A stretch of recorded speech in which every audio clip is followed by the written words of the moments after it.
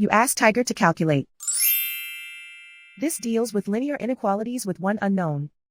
The final result is v smaller than 57. Let's solve it step by step. Group all constants on the right side of the inequality.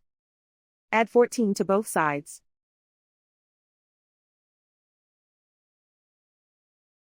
Simplify the arithmetic.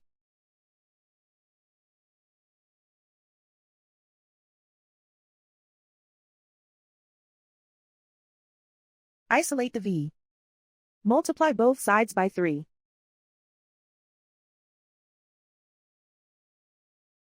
Group like terms.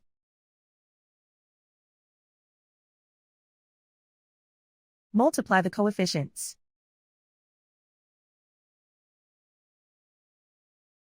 Simplify the fraction.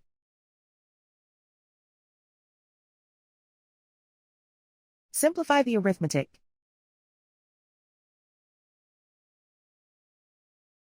Plot the solution on a coordinate grid.